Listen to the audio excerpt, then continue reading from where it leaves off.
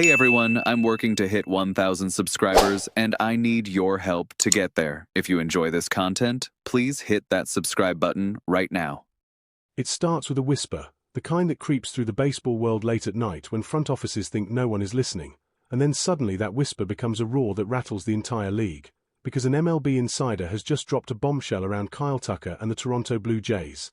And trust me when I say this feels eerily familiar, almost like déjà vu wrapped in winter meetings anticipation. Because the last time Toronto danced this close to the fire, Shohei Ohtani's shadow loomed over everything, and now, once again, hope, fear, excitement and skepticism all sitting in the same room. If you're already feeling that buzz in your chest, do me a favor right now and tap like, share this with a fellow Jays fan, and subscribe to the Blue Jays Report, because this story is only just beginning.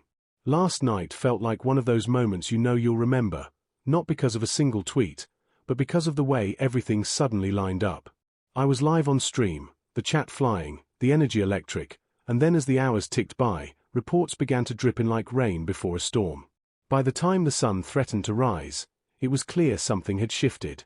Kyle Tucker, one of the most coveted stars in baseball, had been seen at the Blue Jays spring training facility in Dunedin, Florida, and with that single detail, the baseball universe collectively sat upright in its chair. Now, let's slow this down for a second, because baseball rumors have a habit of sprinting ahead of reality. Players visit facilities all the time. Teams talk. Executives smile politely and say all the right things.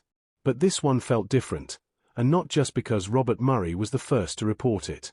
It felt different because the silence around it was almost louder than the news itself. No flood of teams. No long list of suitors in the same breath. Just one name, one location, and one organization standing under the spotlight.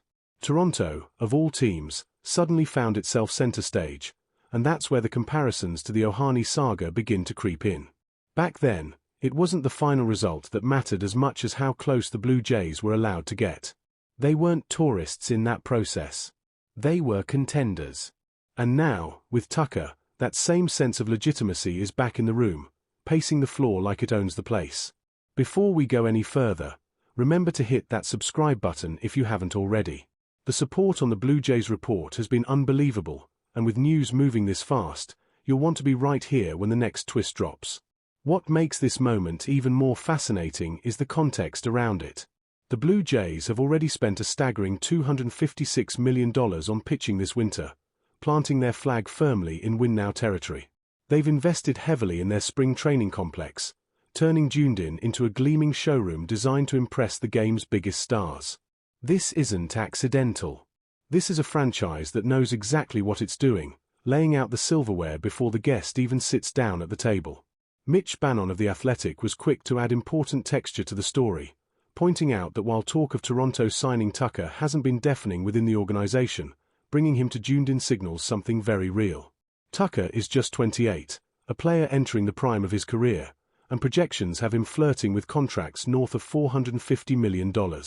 For a team already brushing up against franchise payroll records, that kind of move would be unprecedented, almost audacious, like daring the baseball gods to blink first.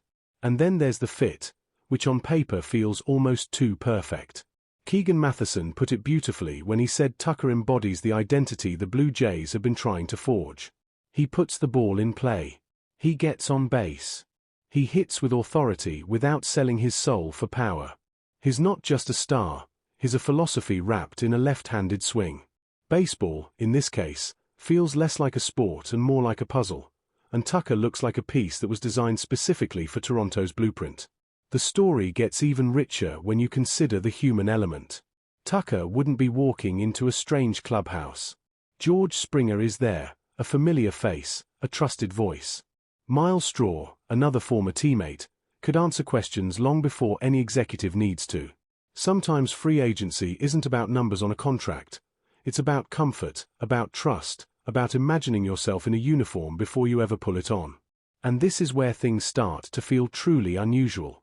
Typically, when a star of Tucker's magnitude begins the courting process, reports come in clusters.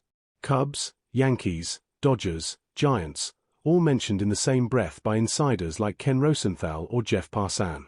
That's the normal rhythm of free agency. But this time, hours passed, then more hours, and still only one team had been publicly linked to a meeting. The Blue Jays. Alone in the frame. Not exclusive, perhaps, but undeniably first. Fans, understandably, have begun to dream out loud.